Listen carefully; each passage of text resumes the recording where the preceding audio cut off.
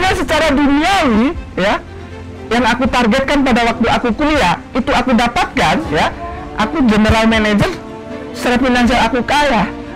Apakah aku peduli sama Islam, ya Allah?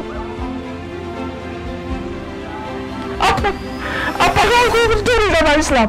Apa Islam ini mau hancur, mau enggak? Itu bukan urusanku. Mau murtad, bukan anakku. Karena aku tanda tanya.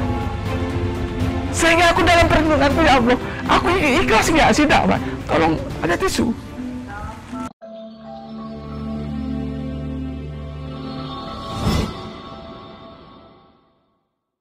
Donasi dakwah pembebasan lahan Masjid Hagia Sophia telah dibuka. Dana yang dibutuhkan untuk pembebasan lahan adalah 850 juta rupiah. Alhamdulillah sudah terkumpul 200 juta rupiah dari hasil lelang dakwah mobil BMW Ustadz Insan LS Mokoginta dengan struktur bangunan 3 lantai.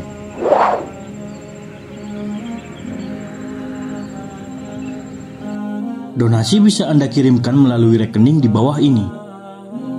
Dengan ketentuan transfer, 3 digit terakhir diganti dengan 008. Bishem Adonai Harahaman Harahum Hadahillah Ledonai Rabban Ha'alamin Harahaman Harahum Molech Yom Haddin Otcha Abedim Ubikha Mistayim.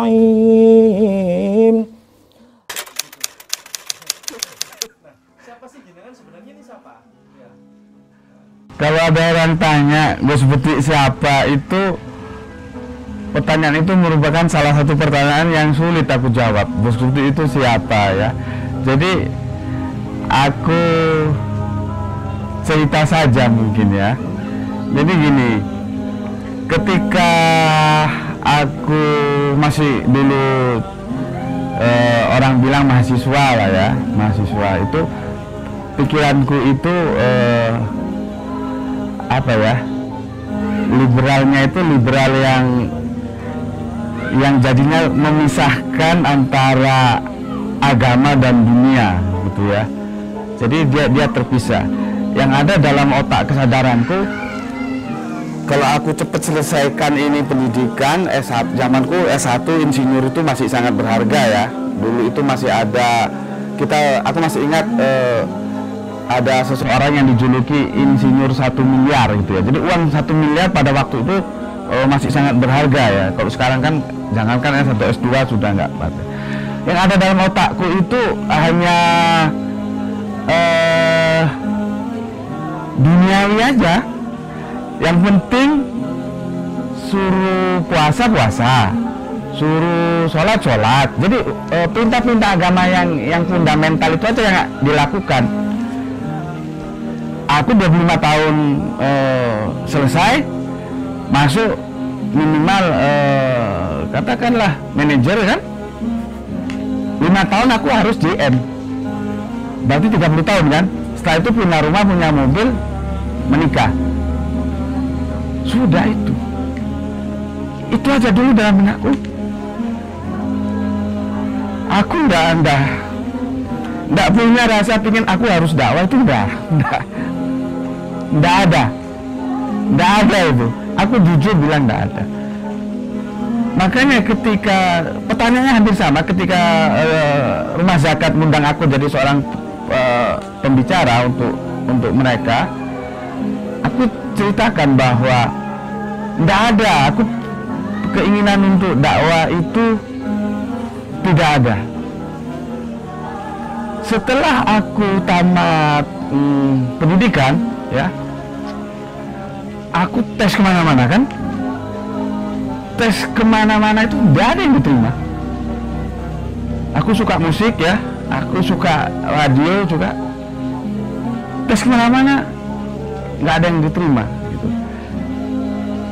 Padahal aku ini ya nggak bodoh-bodoh amat. Orang aku dulu begitu selesai pendidikan, ya, orang tua itu bisnisnya jatuh. Otomatis karena sudah wisuda, orang tua bisnisnya jatuh.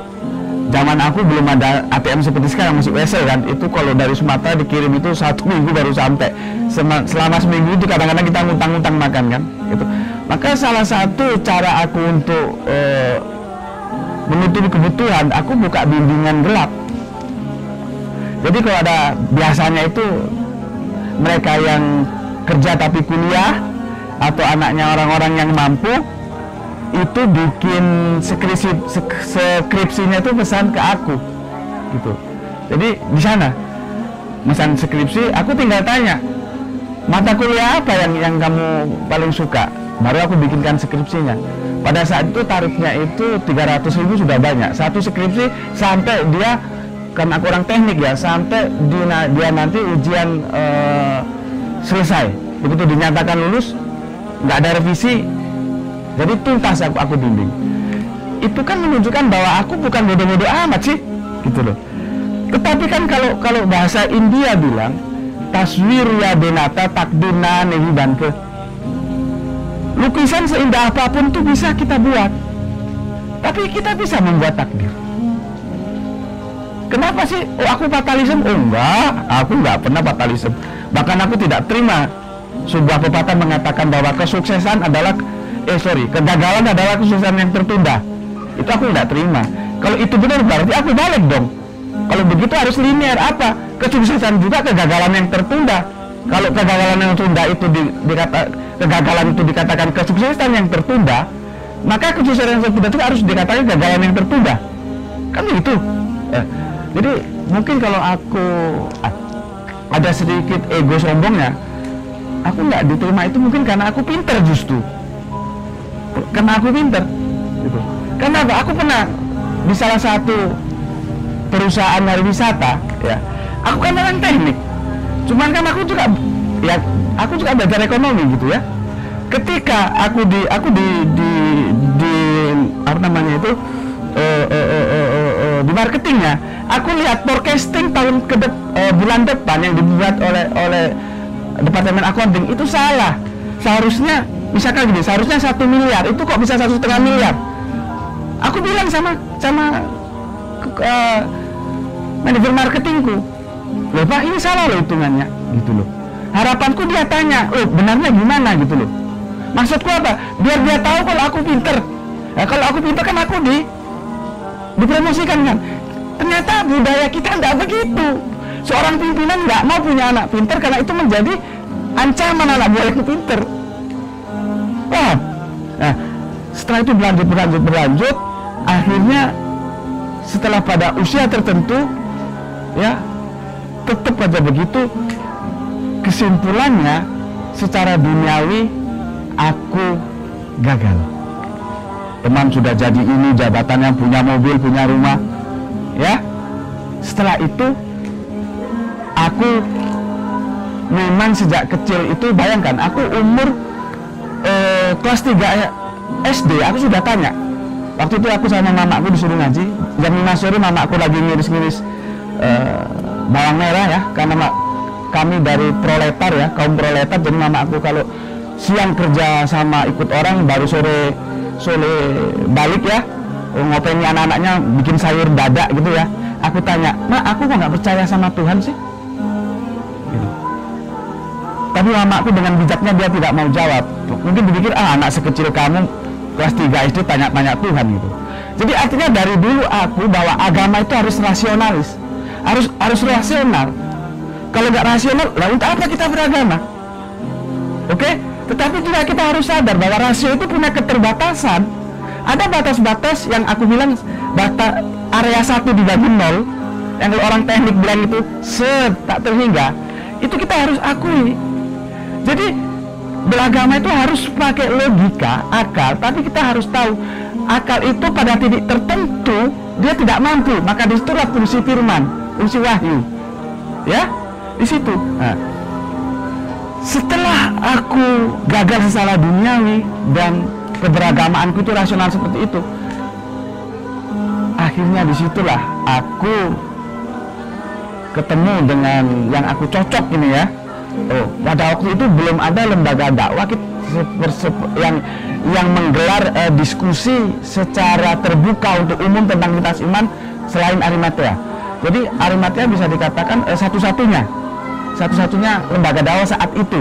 Alhamdulillah sekarang sudah bertebaran ya. Salah satunya Ayah Sophia, alhamdulillah semakin besar ya. Kita dukung karena kami memang mendukung semua. Kalau bisa sebanyak mungkin ada lembaga seperti ini gitu. Karena lahan kita Indonesia ini besar, pemutatan besar. Kalau hanya satu organisasi masih kurang gitu. Cuman satu pertanyaan timbul. Ya. Aku ulangi lagi. Setelah aku jelaskan seperti ini, panitia rumah zakat yang mengundang aku bilang apa? Oh, berarti Gus Beti tersesat.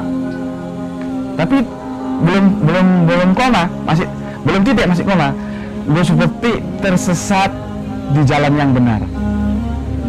Karena tersesat itu adalah kita menempuh jalan yang sebetulnya tidak kita tuju. Ada. Jadi di sini sebetulnya aku tanya sama hati nuraniku, aku seandainya secara duniawi ya, yang aku targetkan pada waktu aku kuliah itu aku dapatkan ya, aku general manager, secara finansial aku kaya, apakah aku peduli sama Islam ya Allah? Apakah aku peduli sama Islam? Apa Islam ini mau hancur mau enggak? Itu bukan urusanku. Mau murtad bukan anakku. Karena aku tanda tanya. Sehingga aku dalam perenunganku, ya Allah, aku ikhlas nggak sih dakwah? Tolong ada tisu. Sorry, aku terlalu melankolis. Jadi suatu pertanyaanku, aku ini ikhlas nggak sih dakwah? Karena ada probability lain. Kan bisa orang ngomong, aku dakwah karena duniaku gagal. Paham yang gue maksud? Duniaku gagal jadi manajer. Enggak, aku sampai sekarang rumah masih ngontrak loh. Sementara teman-temanku kalau datang ke rumah bawa mobil terbaru, tahun terbaru, jabatannya sudah kepala dinas, sudah ini. Itu dulu sekolahnya juga nggak lebih pintar dari aku. Iya. Itu kadang-kadang aku itu menjadi milikku sendiri pertanyaan. Aku ikhlas nggak ya dakwah ini ya? Karena aku takutnya itu loh. Karena ada probability lain yang aku mimpikan waktu aku jadi mahasiswa. Karena aku harus Gusti Allah diijabahin. Aku jadi general manager, katakanlah aku jadi pimpinan penting. Nggak usah direktur utama lah. Bagian-bagian tertentu di BUMN aja lah. Aku secara finansial penuh. Rumah punya. Anak-anak mau kemana, ke luar negeri, oke. Shopping kemana, oke. Kira-kira aku ini terpilih nggak sama Islam? Itu loh. Aku takut kalau aku nggak ikhlas. Karena kalau nggak ikhlas amalan kita selesai sudah. Selesai. Jadi keputusannya ya sudahlah. Aku tetap dakwah. Nanti wis kami orang Malang bilang apa cari wis.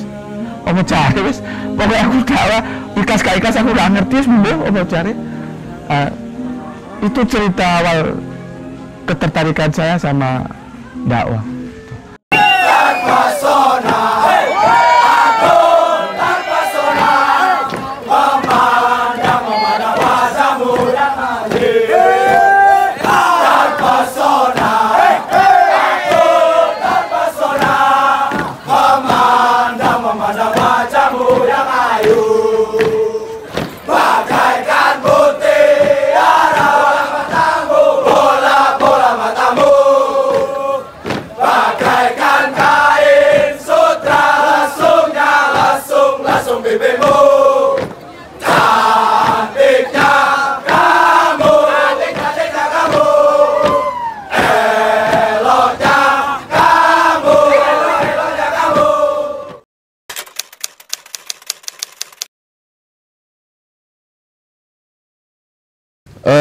Seperti yang aku bilang di awal tadi bahwa sejak awal hingga kini aku itu menggawangi bagian investigasi di lembaga dakwah Forum Arimatea. Jadi di Arimatea. Cuman terkadang diminta teman di mana saja itu selalu siap lah gitu ya, karena kan yang namanya lembaga itu hanya bendera sih ya. Yang penting kalau tujuannya sama untuk dakwah, untuk Islam, siap-siap aja sih enggak. Jadi jangan sampai bendera itu mengkungkung kita gitu ya. Ya artinya meskipun aku di Arimatea ya, aku tetap meluangkan waktu untuk membantu lembaga-lembaga dakwah lainnya gitu. Termasuk lembaga pendiriannya gitu ya. Misalkan mau mendirikan ini, ayo aku bantu gitu. Jadi nggak ada masalah gitu. Semakin karena gini ya, kita ini kan luas geografisnya gitu loh. Sekarang kalau dibandingkan pemurtatan yang ada di geografis, bayangkan mulai sampai Aceh, Papua, dengan organisasi dakwah yang spesifikasinya atau karakternya menangani kasus-kasus pemurtatan, dialog lintas agama, itu komparasinya sudah memenuhi belum? Kan masih jauh sekali. Artinya ini masih membutuhkan semakin banyak lembaga dakwah itu agar tercover gitu loh. Jadi aku selalu bilang sama teman-teman, bendera itu hanya sebatas identitas saja, tapi fokus kita itu tujuannya apa gitu. Paham ya? Jadi aku aktif di mana, di Arimatea, tetapi aku juga, kalau kami arek Malang bilang tidak di mana-mana tapi ada di mana-mana itu. Gimana bahasanya itu? Terjemahkan sendiri. Tidak di mana-mana tapi ada di mana-mana. Gitu.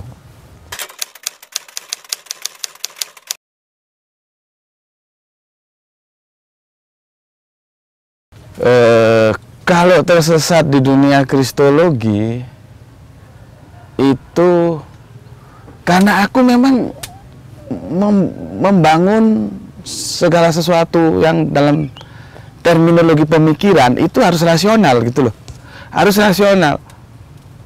Seandainya di negara kita itu ada Yahudi, maksudnya Yahudi dalam kuantitas yang signifikan, mungkin aku tidak hanya kristologi saja, Yahudi saja gitu loh. Cuman karena mayoritas kan Islam Kristen kan, jadinya ya kristologi itu. Dan aku mengkomparasi gitu loh, mengkomparasi ini yang benar yang mana sih gitu. Ya karena yang ada di sini itu yang ada Kristen, ya jadinya Islam Kristen gitu loh. Yahudi itu hanya sekilas lah, dan bisa dikatakan sebatas untuk tahu gimana sih. Karena aku juga kesulitan data, kesulitan juga sumber. Orang bilang oh, sekarang ada Google kayak bengek, Google juga kan ya bisa salah gitu loh, ya kan? Gitu. Tapi benar kita tidak boleh menganggap Google itu tidak berguna, sangat berguna. Tapi kan dia juga bisa salah gitu loh. Jadi makanya kalau di dunia akademik itu, misalkan kita nyusun disertasi atau apapun tuh nggak boleh, ada kebijakan nggak boleh ambil data dari Google kan. Nah nanti kok datanya salah. Gitu. Jadi kan harus survei lapangan. Gitu. Nah, kalau aku mau survei lapangan, ya aku harus berangkat ke Israel. Siapa yang biayai beli tiket ke sana? Adanya Kristen ya kristologi. Jadi aku komparasi. Mungkin yang menjadi menarik, kenapa komparasinya hanya Islam Kristen kan gitu kan? Ya karena aku membagi dua agama ini secara dua habitat yang berbeda ya. Samawi itu agama pewahyuan dan Ardi. Meskipun para pakar mengatakan pada hakikatnya ketika manusia diciptakan itu sudah disertai dengan aturan hukum yang disebut agama gitu loh. Cuman nanti kemudian agama itu semakin lama menyimpang terus menjadi budaya gitu loh. Jadi ada yang berpendapat sesungguhnya semua agama itu yang ada berasal dari dinullah gitu loh. Tapi kemudian ada yang menyimpang gitu ya. Ada yang berpendapat begitu. Tapi terlepas dari perdebatan itu, aku begini, agama itu ada dua, agama samawi itu agama pewahyuan, Yahudi, milata Abraham, Yahudi, Nasrani, Islam. Lalu agama Ardi itu agama konteksnya budaya, misalkan Hindu, Buddha, Taoisme, Shinto, ya, dan lain-lainnya. Itu agama bumi. Mereka mencari, bukan diberi. Kalau wahyu kan diberi. Itu bedanya begitu. Jadi ada dua sudut pandang yang berbeda. Jadi agama itu langsung terpisah jadi dua, ya, samawi ardi. Tapi ada pendapat seperti tadi, enggak, semua dulu itu asalnya semua itu agama samawi. Baru ketika ada yang menyeleweng jadi agama budaya ini. Ya, tapi apapun adanya, aku terlepas dari perdebatan itu, agama itu memang harus diuji, gitu loh. Yang benar yang mana? Jadi kalau kita, ya awalnya sih ya tentu warisan ya. Kalau karena bapak mamaku itu Islam, ya nggak mungkin dia bawa ke gereja. Tetapi kan di tengah perjalanan kita punya otoritas untuk menggunakan nalar kita. Apakah kita tetap di Islam ataukah akan beralih kan? Nah, aku menjalani itu. Fase-fase itu ada dalam hidupku. Jadi aku nggak serta-merta karena bapak aku Islam, mama aku Islam, aku langsung Islam sampai mampus. Aku nggak begitu. Tapi kalau ada yang tetap begitu, itu ya nggak apa-apa. Itu kebenaran benar. Ngerti kebenaran benar. Kalau yang dia misalkan, ya karena aku akidahku Islam ya, tentunya guru Islam itu sesat ya. Misalkan dia terlahir sebagai agama A, sampai mati dia tetap A, berarti dia kebenaran tidak benar. Ngerti? Kalau aku kebenaran benar. Nah, tapi aku tidak mau dua-duanya. Aku tidak mau kebenaran benar, aku tidak mau kebenaran dia tidak benar gitu loh. Artinya apa? Aku mendayagunakan nalarku, rasionalku ya untuk mengadakan komparasi, kemudian menentukan ini yang bisa bertanggungjawabkan sebagai agama itu benar, itu yang mana sih? Gitu loh. Dan aku melalui proses itu dan alhamdulillah Islam. Jadi kalau ditanya kenapa kamu berislam, ya kalau dilihat sejarah sih ya memang karena bapak mamaku Islam. Tetapi aku tidak berhenti di situ. Karena aku sudah mencari, memilih, mengamati, akhirnya memilah dan menentukan ya Islam inilah sebagai pewaris dinullah tadi. Gitu loh. Paham ya? Jadi dari milata Abraham, terus Yahudi, terus Nasrani yang kemudian menjadi Kristen, terus Islam. Nah, Islam ini pelanjut. Islam ini, makanya kadang-kadang teman-teman Kristen itu gini loh, teman-teman Kristen, cobalah Anda belajar sejarah supaya tahu, nggak harus diimani, nggak. Quran itu dibaca sebagai pengetahuan aja, gitu loh. Supaya Anda tahu bahwa jangan lagi berpikir Islam itu sesuatu yang baru gitu loh. Enggak, Islam ini pelanjut dari Nasrani. Anda juga yang Kristen, yang sekarang ini menjadi Nasrani ya. Jangan Anda kira Nasrani sesuatu yang baru. Ini pelanjut dari milata Abraham. Milata Abraham dari nabi-nabi dulu sampai ke Nabi Adam. Kan begitu. Cuma kalau sudah dibilang, oh itu Muhammad terpisah, oh itu Al-Quran terpisah, oh itu Islam terpisah, Anda perlu belajar lah sepertinya kalau gitu. Nggak begitu gitu loh. Jadi dalam Islam aku memiliki semuanya.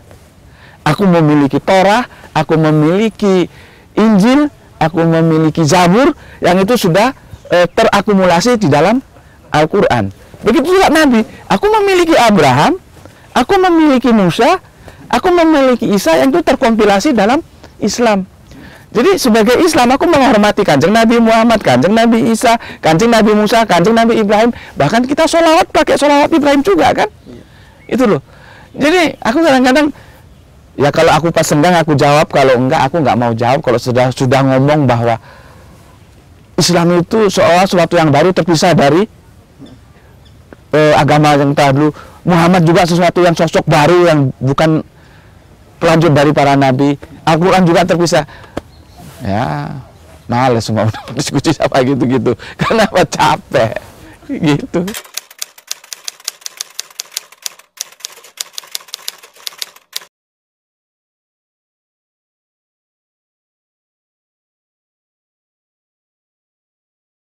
Jadi begini, aku itu paling benci ya, paling tidak suka sama pengkhianat-pengkhianat sing cangkem itu cangkem agama tapi kelakuannya duduk agama. Aku tidak suka. Maksudku begini loh, kalau kamu mau nakal, nakal loh. Itu anumu apa pilihanmu ya. Tapi jangan kamu setelah kamu aktif dalam beragama, kamu nakal. Gitu loh. Artinya apa? Jangan baju kesolehanmu itu kau gunakan untuk membungkus aurat kenakalanmu gitu loh. Sehingga seolah-olah kamu dilihat soleh padahal kamu bajingan. Itu aku paling benci. Dan itu sering sih dalam sebuah organisasi misalkan kita berkumpul gitu ya. Itu nanti waktu itu saling menjelaskan siapa dari kita masing-masing sebenarnya gitu. Iya kan? Jadi sebelum aku jelaskan ke istri tentang istri begini, pada waktu itu di kotaku di Batu itu sedang menangani kasus sama juga pemurtadan kan, gitu. Ada sebuah lembaga di kotaku namanya FKUI, Forum Komunikasi Umat Islam. Nah, karena mereka tahu aku di Arimatea, aku dipercayai sebagai penjaga gawang di advokasinya. Jadi aku bagian advokasi kan, gitu. Nah, alhamdulillah setelah kami mengatakan dulu apa ya, turun jalan 2 kali ya. Sebetulnya kami tidak menghendaki itu kalau misalkan direspon. Karena tidak direspon, akhirnya kami turun jalan. Kalau orang bilang sekarang demo ya, turun jalan 2 kali. Dan akhirnya direspon sama wali kota. Akhirnya pembangunan itu tidak dilanjutkan kan. Nah, setelah proyek itu selesai ya, kita ingin Batu ini menjadi kota wisata yang jauh dari kesan-kesan negatif. Jangan sampai begini yang terjadi, misalkan kita dari Surabaya ya, dari Surabaya yang arah ke Malang. Ada di daerah tertentu kalau kita ditanya atau kita mau turun tuh turun di mana, kita nggak berani sebut daerah ini gitu loh. Karena kalau kita sebut daerah ini, itu mindset kita sudah, orang Jawa bilang begenggek, pelacur, dalem.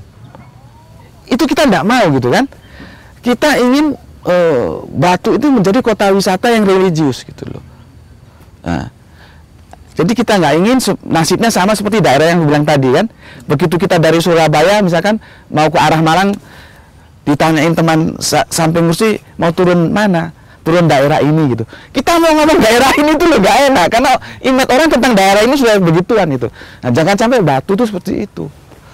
Akhirnya kita ngajukan sebuah permohonan ke wali kota saat itu supaya panti-panti pijat itu ditutup lah, ya. Cuman kami tidak radikal loh, bukan sekarang ditutup, bukan, enggak. Yang sudah habis masa izinnya itu tidak diperpanjang dan silahkan mengurus izin untuk usaha yang baru yang bukan itu gitu loh. Jadi kita tidak hanya mengkritisi tanpa memberikan solusi gitu loh, paham ya? Jangan asal tutup pokoknya gawe, nek pokoknya ayo satpam ya iso gitu loh. Kita kan harus mengkritisi tapi memberikan solusi. Nah, misalkan setelah itu tutup nggak jadi tempat panti pijat itu ya, kan bisa untuk kopi apa sekarang namanya, kopi itu lah, nggak kafe ya, sorry, kafe kan bisa gitu loh. Pada saat itu kita sudah melayangkan surat ke wali kota ya atas nama FKUI, karena pada waktu itu aku advokasinya kan. Tiba-tiba jam 5 sore aku ditelepon oleh seseorang dan aku kaget. Aku kan punya dua nomor, yang satu itu aku kasihkan siapapun, yang satu itu untuk privasi gitu. Dia telepon ke nomorku yang privasi. Aku tanya, ini dari siapa? dia sebut nama salah satu panti pijat. Terus aku sebut, ini si A, maksudku yang punya, karena aku sudah tahu siapa yang punya itu. Oh enggak Pak, saya orang kepercayaannya, gitu ya. Loh kok Anda tahu nomorku? Ya siapa sih enggak kenal Bapak, gitu. Jadi perang psikologis dia sengaja menaikkan aku. Terus ada apa? Gitu. Gini loh Pak, mohon dengan sangat Pak, bagaimana supaya surat yang sudah diajukan tentang penutupan panti pijat itu ditarik. Jadi jangan dilanjutkan Pak. Gitu. Ini ada 25 juta, terserah Bapak. Bapak mau cash, saya kasih cash. Bapak mau transfer, saya mau transfer. Kalau kurang Bapak bilang berapa? Gitu. Itu Ba'da asar, aku masih ingat Ba'da asar. Terus aku ndak jawab. Ndak. Aku bilang gitu kan. Ya tolonglah Pak dipikirkan. Ndak wis, gitu. Ndak. Terus aku tuh di studio di kotaku ada studio radio dulu kan. Terus aku pulang ke rumah. Anakku Graito yang sekarang sudah mau SMA ya, itu masih umur 1,5 tahun. Jadi mamanya gendong begini. Ini tempat bumbu-bumbu di dapur. Aku duduk, pulang aku langsung duduk di kursi. Jadi aku ngomong itu kami nggak berhadapan. Aku madep sana, istriku madep sana sama Nimang anakku yang pertama itu ya. Sama bumbu-bumbu ini sudah nggak ada. Gitu. Aku bilang, sebetulnya aku sudah tahu sih apa nanti jawaban istriku, aku tahu gitu. Seperti Nabi Ibrahim itu sebetulnya sudah tahu, cuman kan bilang supaya hamba ini lebih percaya lagi ya Allah gitu loh. Ketika dia tanya tentang ketahuitan itu kan, terus suruh nyaca burung itu kan, itu bukan kanjeng Nabi Ibrahim nggak yakin, tapi supaya lebih yakin ya Allah gitu. Aku juga begitu. Aku sudah nebak mesti istriku jawabnya begini, tapi aku ingin tahu supaya yakin. Jadi aku duduk gini, iki nggak tup-tupan saking sumpah kayak pikir. Nggak ada tupan ngomong, bojoku madep, istriku madep, sorry bahasa Jawa, istriku madep sana, aku madep sana. Gitu. Terus aku ngomong, yang aku santai kan orangnya, arulung-gulung, iki ono duit, 20 juta, ditransfer apa, dikasih cash, nek kurang, aku kon ngomong kurang piro. Tapi ki duit nganu ya yang aku dikon narik apa namanya itu yang pengajuan surat tadi. Ya apa menurutmu? Istri saya sama gendong anaknya. Ojo wis golek liya wae gitu. Jadi janganlah cari yang lain saja gitu. Sementara pada saat itu yang punya rumah kontrakanku itu wajahnya sudah dilipat 3 kali lipatan karena kontrak sudah jatuh tempo berapa bulan, uang tidak ada, dapur dari pagi nggak menyala. Jadi kalau aku bilang aku kadang-kadang lucu, tapi kadang-kadang penderitaan itu menjadi keindahan gitu loh. Pada saat aku sendiri, aku kok iso ya ngelakoni kuwi, aku kok bisa melampaui itu ya gitu. Kadang-kadang penderitaan itu ketika sudah lama itu menjadi keindahan loh. Aku merasakan itu. Coba, bagaimana pada saat itu uang 25 juta bagiku itu 25 miliar loh. Aku ini gak dua popo, kontrante, beras gak ono, kurang, aduh. Dan pernah lagi itu, sorry, istriku kan anunya nggak keluar. Apa? Asinya nggak keluar kan? Berarti susu bubuk kan? Susu bubuk. Cuman ini nggak sama dengan kasus ini. Ini kasus lain ya, peristiwa lain gitu. Susu bubuk. Jam 5 sore itu istriku sudah bilang, duit gak ono, uang nggak ada. Kalau aku istriku lapar nggak masalah, ya kan? Lah anakku. Dan susu kan sudah bisa kita hitung gitu. Kalau sekarang segini nanti segini, wah ini makan bisa gak ono lagi. Kan bisa kan? Ya. Aku sama mertuaku aku masih sampai ingat kadang-kadang, bukan kadang-kadang, karena saking berkesannya. Aku tuh dikasih handphone Nokia 6030 perak, warnanya perak gitu loh. Itu dikasih mertuaku laki-laki almarhum. Aku lirak-lirik, gak ono. Nah, berarti kan salah satunya ini aku Lego kan. Aku tawarkan ke konter nggak berani beli karena masih baru, mau dihargai berapa? Nanti dia jual, nggak bisa jual baru kan. Tuh. Akhirnya ada temanku berani beli, cuman bayarnya besok jam 6 pagi. Sementara ini dari malam ke pagi anakku opo gitu. Nah, terus aku telepon, waktu itu belum ada WA, masih telepon. Aku telepon Mas Abdullah yang tadi itu. Aku berangkat, nggak telepon dong, saking optimisnya, karena besok sudah ada untuk ganti kan. Aku berangkat ke rumahnya Mas Abdul, kira-kira 3-4 kiloan lah. Sampai sana, Gus, ini duitnya saya menit tak ganti. Aku, anakmu kentean susu. Waduh, aku nggak duit wis tak nggih tuku bahan, dia kan penjahit. Aduh, aku nggak punya uangnya sudah aku belikan bahan pakaian gitu loh, kain gitu kan. Padahal aku mau pinjam 50 ya itu. Aduh, nggak duit blas ya aku. Akhirnya aku pulang istriku kan nunggu di jalan begini, terus istriku duduk di goncengan tuh kan. Aku jalan, aku diam, istriku diam. Terus istriku tanya, mungkin dia nggak betah kan, duitnya ada nggak gitu. Nggak ono ya. Terus istriku dalam bahasa Jawa bilang begini, kelakon kaya wong gendeng. Kelakon kaya wong gendeng. Jadi istriku di tengah jalan, di pinggir jalan dekat pom bensin tuh gini, dengan harap bisa beli susu. Aku ke Abdullah naik sepeda kan, cari utangan. Begitu pulang gak dapet utangan. Bahkan istriku bilang, kelakonnya kayak orang gendeng. Akhirnya pulang itu, ya wis gulo kan, gulo bikin kasih, ya akhirnya anak saya tetap hidup, alhamdulillah. Terus besoknya baru dapat utangan beli susu gitu.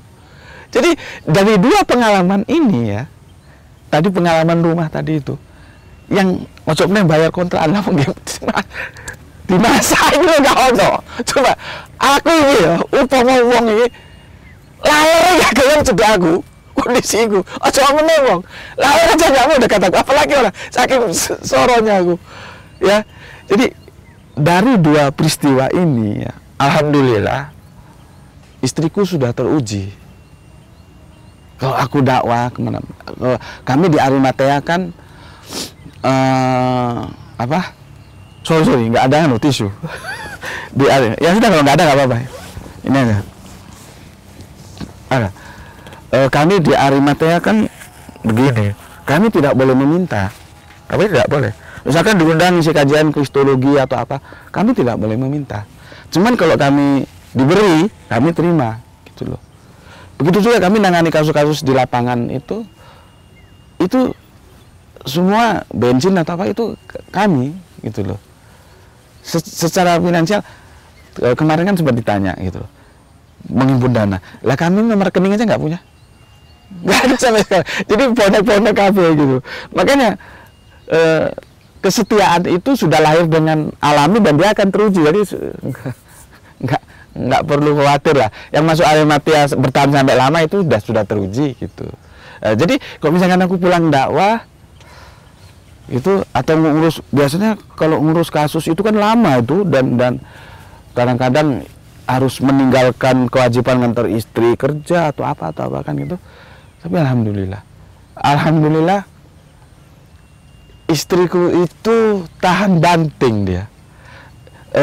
Bisa menerima, oh suamiku itu pendakwah yang secara finansial itu jauh lah nggak bisa diharapkan, tahan banting.